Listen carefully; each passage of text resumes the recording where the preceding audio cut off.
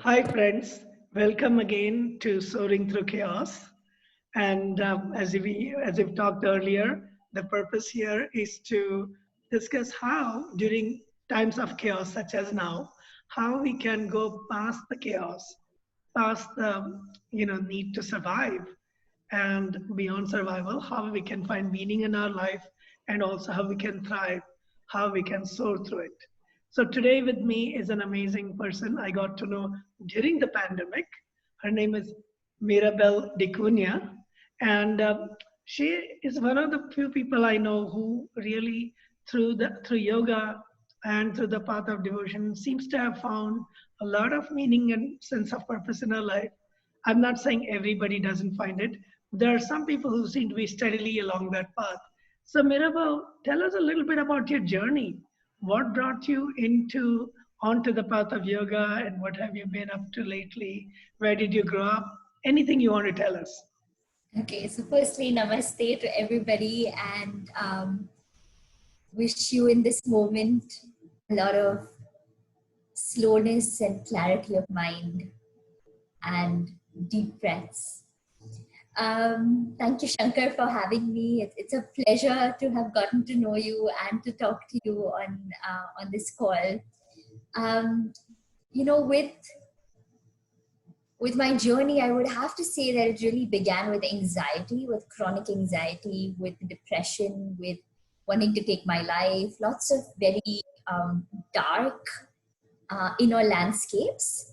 And despite being very successful on the outside, I was, excellent with all my grades, always topping my classes.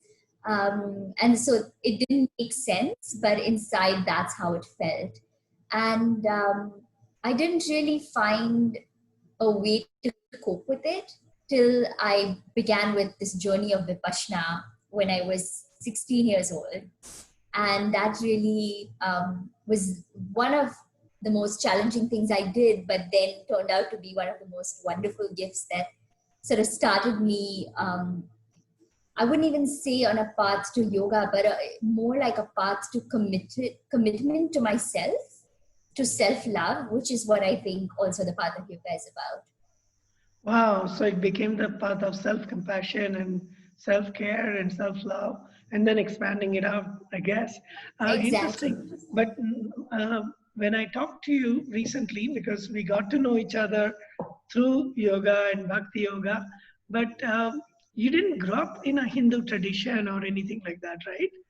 Where, No. what was your upbringing like, and what brought you to this particular, through meditation, I guess, through Vipassana? Yeah, so actually, I mean, I grew up in Mumbai in India, and I grew up I was raised Roman Catholic, but I went to a private school that was run by a Muslim trust.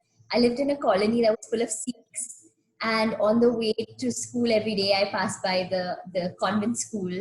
And I loved watching dancing on black and white TV, and so I learned classical Indian dancing. So it was a very heady combination of different religions that were just seamlessly part of my life. And of course, whatever religion you're being raised in, your parents kind of convince you that that's the better one. So I think I was just familiar with all these different things, and I didn't really realize the depth of them at all. They were more like cultural traditions than lived experiences. So and I think I have to say that this association of yoga with Hinduism, I'm not a practicing anything. Like, I can chant in different traditions and I have deep respect for all of them. But I can't say that I belong to anyone. And in fact, I'm trying to get rid of this ego attachment to being a yogi as well, right? Um, but yoga is a way of life. It's a way of committing to unlocking our full potential, and it gives us the tools to be able to do that consistently and sustainably in a way that creates win-win for everybody. And that, I think, is, to me, is the most alive and sort of vibrant experience of yoga. Very interesting. In fact, I started the website, or rather Facebook page, many years ago for chanting. It's called Chanting for Peace, Love, and Harmony. And I think it has about 7,500 members now. We started off with just 40, 50 people who are interested in chanting. And since I was in San Francisco, I invited people from every religious tradition, every spiritual tradition, as well as atheists who have atheist chants. So we had everything from Gregorian chants to, ancient Hebrew chants to Arabic Sufi chants to Hindu chants to Buddhist chants and so on, to even Sikh chants and literally from various traditions, the shamans and all. And it's a lot of fun. So if I were to say the way you were brought up, you must have heard all these things together. Namaste all the way to Assalamu alaikum and may the Lord be with you. Sat Sri Akal. Amazing, amazing. So the International Day of Yoga is coming up, and thanks to the United Nations, it has become more and more a global phenomenon. In San Francisco, we have large meetings of people. Maybe this time it will be with social distancing. I know it will be with social distancing. But can you tell us a little bit about that now that you're on this path of yoga and being a part of it on a more or less daily basis, how or what you're planning to do for the International Day of Yoga, which is 21st of June, right? That's right. Yeah. The summer solstice. Yeah. So this year it's the summer solstice and it's also a solar eclipse this year. Wow, it's coinciding this year. Yes. Wow. So it's And both the lunar calendar as well as the solar calendar. Interesting. yeah, so usually actually for this time, because it's a time when the energy changes and our body needs to adapt to the change in the season, we're recommended to do, a practice of 108 sun salutations, which I usually do as a thing building up from the 16th to the 21st of June and of December. So summer solstice, winter solstice, we do this practice, we build up. And the sun salutation practice is actually a very deep practice about reminding yourself of your inner light and your purpose and your focus for the day. It's not just a physical practice of doing an asana, of doing these asanas. But this year, when I was meditating, after the pandemic got declared, there was this very strong visceral experience that I can not rationalize, but through meditation, I have come to know that I don't need to. I mean, even the most intellectual of us cannot rationalize love, right? So we can't say why. We can say what we love about the people we love, but we can't explain the chemistry. So, so I think it's a good place to surrender and say, okay, thy will be done. And whatever thy means to you as well. So I was guided to facilitate this online Bhakti Yoga Summit. So in the yogic text, it says that in this kind of a time, what maybe in the Bible would be called, like things like from the book of Revelations, or, in yoga, it's called Kali Yuga, which is the time of great destruction, but also of awakening. The easiest practice to do is to chant. Because the mind can't comprehend anything and the mind is going crazy. We're seeing this happening with everybody. So how do you stabilize and steady the mind? How do you sort of calibrate the mind so that it can come to a state of coherence? And Bhakti Yoga is that path. So whether you're chanting a mantra or you're singing hymns, and there's a lot of science, as many of the speakers, including yourself, share on the Bhakti Summit.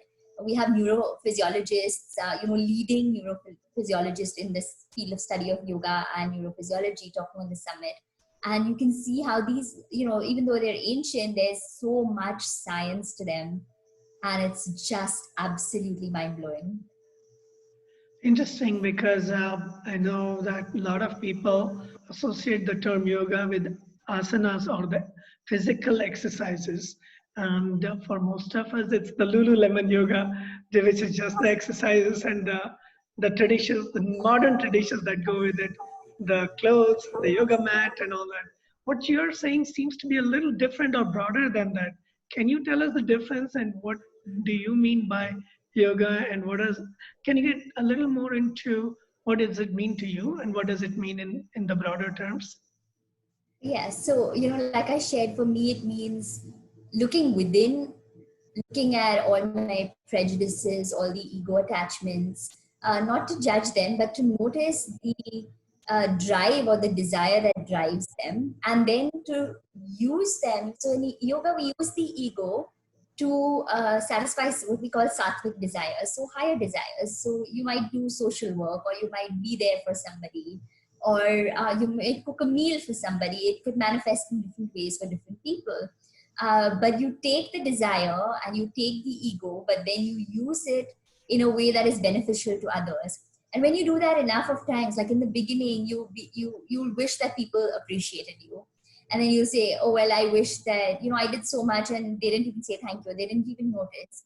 But as you keep doing your sadhana or your practice, you will start to notice that that person, for example, has so much going on that they don't have the capacity to register. It's not that they're bad people or that they're ungrateful. They just don't have the capacity or the strength, the drive to be able to even notice your contribution or to thank you. And so because you don't get the thanks, your ego is wounded. And as that keeps on happening and you keep practicing your sadhana, your meditation, pranayama, which are the breathing or life expansion, life force expansion exercises, you start to realize that, this doesn't really matter. Just doing with an open heart, it expands you even more to be less attached. So that is one. There's just so much that yoga means in many ways, and it's respect for the body, it's respect for the breath of life. This thing that it's very beautiful how COVID and the racial sort of protests have brought this together. And I've been incubating an idea, or rather something that came in meditation, about pranayama, which is my absolute addiction. If you want to feel more energy, like, don't reach out for a Red Bull or whatever, do pranayama and yoga nidra. These things like supercharge you. And then so this idea came for something called the breathing room, which is a class of practices that have to do with breath and breath awareness and all the manifold benefits of breathing. But the crux of this is that breath is a miracle. Like, we're just having this casual conversation now, and we've been breathing. We breathe about 15 times in a minute, 21,600 times in a day. But we take, that's the math of it. Like in yoga, there's math for everything. So 15 breaths in a minute, so 600 breaths in 900 breaths in an hour, and then 21,600 breaths in 24 hours. So, so I just feel like there's just so much that we can get from yoga to take away from this fixed idea of yoga as a product. And I really want to say this because, what has happened in the journey of yoga from India to the West, and now as it's going back from the West to India, is this commercialization and this, this consumerization of yoga. So yoga is not now a way of life, it's a product a lifestyle product that you buy into to be healthy, to look a certain way, to eat vegan, to buy Lululemon or whatever. It's still telling you you're not enough. If you're just doing yoga, it's not enough. You have to do yoga in Lululemon. You have to, be at this studio. You have to follow these yoga teachers, whatever, right? So it's the same mentality that is in all other parts of the capitalist economy that are in the current modern, and I don't even want to say modern because it's a bit demeaning to call it modern. I don't think it's modern. I think it's very regressive and very sort of reductionist, this current idea of yoga as just a physical practice. I feel quite passionately about it because as someone who is from India and has had the blessings to be able to study with some really incredible teachers, with this whole racial sort of protest thing, what has happened is that India was colonized. Yoga has been colonized by white people, or I'd rather say by the dominant consumerist economy, to now be reframed as something you can only do if you're dressed a certain way. And if you see most Asian yoga teachers are not welcomed into yoga studios to teach because no one wants to do chanting, and just there's a lot of discrimination against us in our own, something that is our own culture. So I think that's a big topic of discussion and of introspection to have when your listeners, as you engage with the word yoga, as you engage with yoga studios, with things online, that you see that you're not engaging with something that is reductionist, that is culturally appropriated and made into a consumer product. Wow, I did not realize the extent of the cultural appropriation, and that seems to be happening in every walk of life. I do remember a few months ago there was an attempt to patent pranayama as some kind of rhythmic breathing thing. And I know from my own studies and meditation that many organizations, including universities and even NGOs and commercial organizations, try to try to patent different techniques of meditation, but 99% of them learn meditation from ancient practices that are way beyond even literature, whether it's from Christian prayer or from its Judaic practices or the Kabbalah or from the Buddhist teachings of the Buddha or the teachings of the yogis. So it is very ironic that something that is very fundamental to survival, to uh, seeking meaning or finding meaning in life, has become commoditized and even patented, trademarked, and all that. I'm not against capitalism, but I'm against commoditization and consumerism because Yeah, it's and not helping us. Can you speak to that? What is, in what ways did yoga change your life? And maybe that will help people get a perspective. For me also, mindfulness or starting with vipassana became a deep practice. Mindfulness of the breath, mindfulness of bodily sensations. So I consider it that basic. I'm breathing, and how am I breathing? What's happening in my breath? And that has changed my life. Can you tell us a little bit about your journey specifically? In what ways did these anxieties and all kind of go away? And what does, can anybody do it? Do they have, you said they don't have to have the patented way of doing it or the productized way of doing it. How else can they practice in their day-to-day life? okay, so I just want to speak to what you said a little earlier before I answer your question. Sure. Which is, so I don't think that because we're Indian or anything that we sort of own this global copyright to yoga. My concern is with what happens when you reduce something is that you take away its efficacy. So, for example, you use the word mindfulness, and I know the space that you meant it from, but this word of mindfulness was sort of coined to say, let's practice meditation, but let's not make it woo-woo, right? Let's make it like cool. So let's call it mindfulness, because everybody thinks I'm really intelligent. I have. Look at it. It's all a construction. Then came this movement, which is now going on, of heartfulness. Like, okay, enough mindfulness. What about the heart and the electromagnetic field of the heart and all of that. So now that's the other spectrum of the pendulum. We need to develop the holotropic magnitude or potential of our brain, which has to do with all of these, not with just one. So if you isolate pranayama, as they're calling it, cardiac coherence breathing, and you don't do it with the other practices, it can actually cause trauma. Or if you have prior trauma, it can aggravate the trauma. That's true, although there may or may not be clinical studies. It's known there are from clinical studies, hundreds or thousands of years that it yeah, is Dr. very Shirley harmful. Tellis has Yeah. been doing, and she's talking on the summit as well.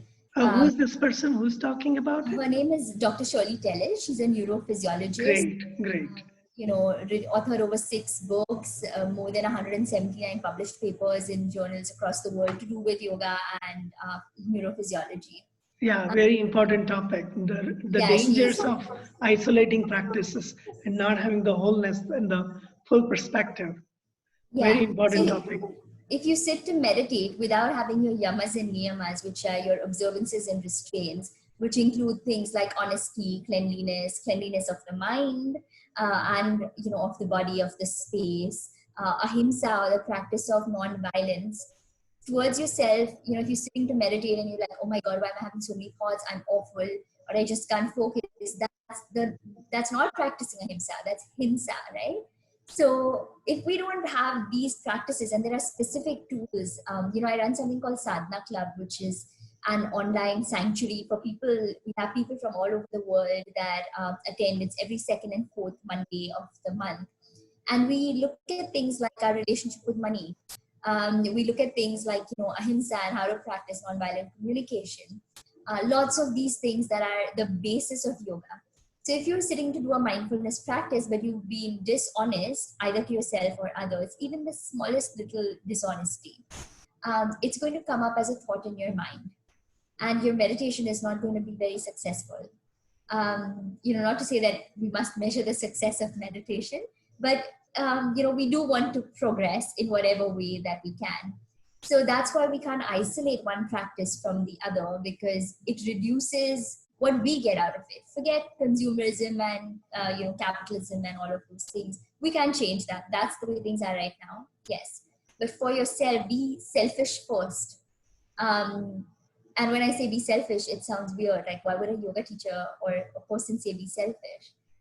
Because if you nourish yourself first, then you can give in so much abundance. It's like an investment. You make a sound, solid investment, and then you get so much energy. You can keep on consuming it, or sharing it rather, for a long time, and it keeps getting replenished. You don't lose out. You don't have this scarcity mindset that I'm not going to have enough energy or money or whatever it is that you're seeking in life. And to answer your question about, how it's changed my life, you should ask my husband that question, actually, because we've been together for so long. So I was really, a very angry person. I used to slam doors and very impatient, very judgmental of myself, and extremely judgmental of others as well. Which obviously a very ambitious, extremely type A pitta sort of personality, very successful, with career, with finances, all of that, but not, I didn't like myself really. So that journey has really unfolded over the years through consistent practice, and consistency of the same practice is key to this. Because even when you start on this kind of a path, like initially I did Vipassana, I did Art of Living, I did, there was Kriya Yoga. And then when I found this Sivananda Yoga path, which is a lineage in yoga, this was home. I said, okay, this is a holistic thing. We're practicing all the parts of yoga. I'm going to practice it even if I don't agree with some of the things. Because as Shakespeare said in Hamlet, there are more things on heaven and in heaven and on earth than are dreamt of in your philosophy. And it's true. I keep discovering things that I thought were foolish, and they're not anymore. They're non-logical, but that doesn't mean that they're not part of this, what we call non-local intelligence. So yeah, so I think that briefly should answer that question. Yes. In fact, you brought up many things for me. This is really the first time we are discussing your journey. You're always the listener, so it's great to hear you talk. In my own case, 20 years ago, anybody who knew me as a type A plus personality, always passionate but also angry. You know what I mean? Like super focused. I once asked an executive at Eli Lilly and Company, and another time at Intel, a vice president. So why are we meeting? I have half an hour. Please tell me in the next 2 minutes, why are we here? And they're like, okay, but I don't know you yet. I thought, well, let's get to know each other. Okay, but what's the purpose of getting together? And they started laughing. Young man, I'm not going to take over her life. Only 30 minutes is all I ask. Both of them turned out to be investors in my last startup. But that's how impatient or like super goal oriented I used to be. And by the way, now I have much more clarity on my goals. But at that time, there was like single minded focus. Focus. But on what? Just that one point where I wanted to reach. And nothing, everything else faded away, especially empathy, concern for where other people are coming from. So I hear you. And my next question is about that. How can the practices of yoga, or particularly bhakti or the path of devotion, or love, the path of love, how can it help people going through crisis? How can it help them grow? How you already mentioned how it has helped you grow. What would you? Where would people start from? Their websites, are there teachers? What's the way to use this path, irrespective of religious traditions? Right? It can be done by Yeah, anybody from any tradition, or from an atheistic perspective as well. So, can you get into that a little bit, please? sure. So, obviously with the internet, we have so many resources available. But I want to say one thing about resources. They're only as good as, you practicing them consistently. And what happens with the internet is that, like, oh, this is packaged attractively, or it looks good, or the speaker looks authentic, so I'm going to follow this. And then after a while, you follow something else, and then something else. And it's like they say in yoga, you dig for water in different places, but never deep enough. And then you're going to say, oh, none of this stuff really works. So I would like to caution, um, you know, uh, I wouldn't say against, but just to caution, to watch ourselves as we seek. First, we need to know what we're seeking. What is chaos bringing up for us? I think this is a great time of what I perceive as awakening. It's a radical awakening time for the self, for families, and globally. And I can see that with my students. I can see that with my own family and my own work, that we are being called to step up or stay in chaos. It's really that call, and it's pretty strong. So the first thing would be to look within, and maybe just close your eyes for a few moments. If you can't close your eyes, that's okay. Maybe play some music that is, sort of soothing to you, and then just start to write down what is it that is really um, causing angst, anxiety, frustration, anger, despair, whatever your emotions are. Write down your emotions, give them a name. Then we know, because usually it's just like, oh, I need to keep doing things, or why isn't this moving, or why did this guy open the economy, or why didn't he open the economy, or whatever. It's all outside. We want to take our zoom lens inward to say, what is my inner landscape like? And these feelings that I'm experiencing, do they have a name? What is their personality? And then where in the body can I feel them? For example, last week I was feeling really overwhelmed trying to put this Bhakti Summit together single-handedly, right? And iMovies kept crashing on me, like over and over and over again. And I noticed immediately that anxiety was being held in my shoulders. So to notice that, and then to go to the epicenter, like even if you're feeling some pain or some discomfort, maybe your tummy doesn't feel quite okay, which is often what happens when we have fear or anxiety. Find the epicenter of that. Where does this sensation in the physical body feel the most tuned up? And then you start to, with your eyes closed, journey in concentric circles. Like if you've seen a hurricane map, there's an epicenter, then there's like these different concentric circles of the intensity as it keeps reducing. It's the same with anxiety, with worry, with physical pain. And there's always a physical manifestation of any kind of congestion in the mind, or in the mind body system. So look out for that first in yourself. Write down, what are your desires, like what do you want changed? And if someone can't give it to you, or if the world can't give it to you, how can you give it to yourself? This would be, I think, just a very practical way. So it's called Svadhyaya, or the study of the self in yogic practice. And then from there, having identified what it is that's causing you angst, what is it that your deepest desire is at this time? Like, we start to think that, no, I want to be able to go out, like example, I'm thinking, I just want to be back in a yoga class with my students, not watching people cry over Zoom and not being able to do anything about it except send energy. It's a feeling of helplessness in a way.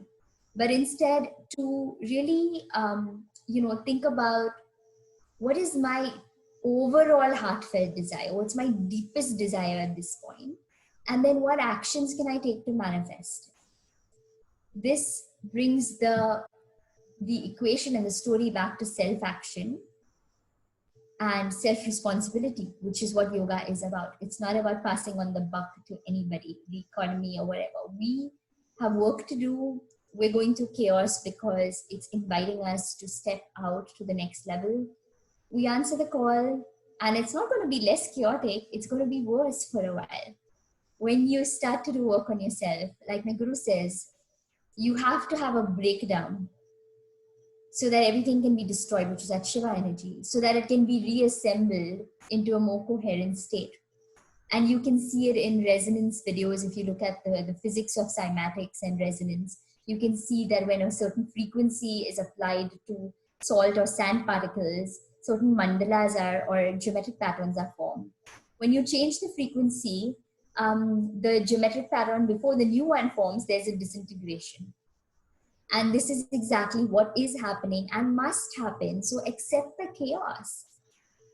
We need it. We need everything to kind of shift so that it can be reassembled, and we can move to the next level of vibration, or if you wanted to say, of more expansive thought. So it's going to get worse inside of you before it gets better. And as my guru says again, when a breakdown is happening, know that a breakthrough is imminent. Wow, wow. In fact, since you mentioned your guru's teachings a couple of times, may we know the name of your guru Sure, and so actually, how they can be found, how this person yes. can. So it's a lineage of Swami Sivananda Saraswati of Rishikesh. And they have Sivananda Ashrams all over the world, literally in every continent for sure. Since you mentioned California, there's one in Grass Valley that I've had the pleasure of teaching at. Yes, yes.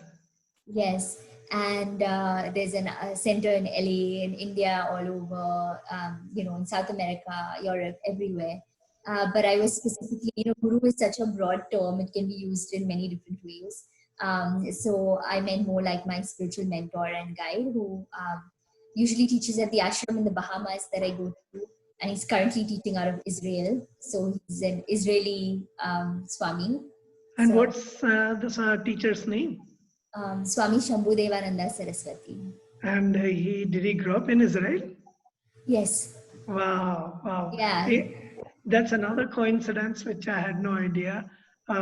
My first introduction to yoga was in the early 1970s. Yes, I am that old. I was a teenager, and it was through the books published by Swami Shivananda, who incidentally, if I remember correctly, was a medical doctor in, I think, Indonesia or Yeah, that area. Malaysia. Yeah. Malaysia, Yeah. Southeast Asia. And then he came back and went back to the Himalayas to go deeper into self-understanding and self-awareness. So after being a medical doctor in Malaysia, going back into the self to find out who he is, what his purpose in life is, then he goes back into the world and starts working on the teachings of yoga. And his books, I remember, were available at 50 paise or 1 rupee, which in those days was not even like, was like 10 cents or a dime. Yeah. So you could They're get great. actually, Sorry. They're all available absolutely free online right now. Like always. They're all. Wow. So I'm going to get those links from you about your work and about the Bhakti Yoga Summit that you have organized on International Yoga Day, as well as the link to free books on like the holistic traditions of yoga. The Swami Shivananda tradition has been around for at least, I don't know, maybe 100 years. Yeah. Something around, Probably. yeah, in Yeah. Rishikesh. I actually visited the ashram about 2010 for the first time. Amazing places, but by no means is it localized. Your teacher is from Israel, I think originally from the Jewish traditions, and we have people from around the world. It is not a religious path, it is a path towards self-discovery, self-understanding. Interestingly, Swadhyaya, which I had always heard, I just didn't realize it as Swadhyaya, which is self-study, study of the self, understanding who am I and why am I here. Very interesting thoughts and a lot of clarity there. Do you have any closing words for, like, how can we? I keep asking the same question. I know we have to grow through these difficult times, and yeah, do you have any more things to say about it? I just want to say that just to be compassionate towards yourself and towards our families. A lot of ancestral stuff is coming up for a lot of people, is what I'm seeing. Being That's in true. and having to be with their families all the time, and there are things that people avoid or they don't notice in their relationships, and that's really coming up very strongly for a lot of people as either conflict or avoidance of conflict. And know that that is exactly what we need to work on right now. It is no coincidence that especially in India, where families are completely locked down together. It's no coincidence that we are locked down with the people that we're locked down with, or the situations that we're locked down with. Um, it's sort of like a really big gift to be able um, to unravel. So know that whatever is happening now is a gift. Find some ways every day to be grateful in whatever way you can. And really, really know and discern what it is you're really looking for in life. Not even your purpose, like what is your deepest desire in life? Can you put that down in one sentence? And once you know that for yourself and you see that written down for yourself, then other things will be put in perspective very easily. Wow, this is so amazing that from different angles, many of the people I talked to over the last 1 month have come to that clarity. Who am I? What am I trying to do? And what is my deepest desire? What do I want to see happen? And then the bigger questions of purpose and all seem to fall in place. So again, I'm very, very grateful that you came and talked to us. And it's a blessing for me that you found me during the early days of the pandemic. I was trying to figure out, I do all my work in front of people face to face, like you probably have been doing most of your life. And the idea that I have to be quarantined away, and I'm alone, my family is in 3 other continents right now. So to be able to connect, using technology, which I was trying to avoid, having been a technologist, I was trying to avoid technology. But now, through this medium, through the Zoom and StreamYards and social media, to be able to convey all these things, to share. And although we have physical distancing, we don't have social distancing now. We are connected. So I'm really grateful. And may you have a wonderful day. And I will see you at the Bhakti Summit on International Yoga Day, if not earlier. Again, Yes. using social media. Yes. Thank you so much, Shankar, for all your support with the summit, with this beautiful conversation, and for your heartfelt desire, which really seems to be to open new avenues of exploration for people. So thank you for the work that you're doing, and maybe all constantly remember that wherever we are blessed. And thank you again, and also to all the people who are with us still. If you have any questions, want any more details, we will share some contact information for Mirabelle and Dcunha, right? Is that how we pronounce?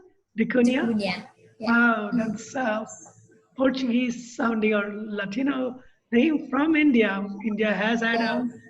tradition of Colonization. or another way is integration, probably. I am also from Goa, incidentally. I also grew up in a former Portuguese colony, and I'm now learning Espanol and Portuguese. for the first time in my life. So much to say. Anybody, any questions, please feel free to ask us. And I hope you can make it to the summit. It's free, and we'll share the links as well. Have a great day.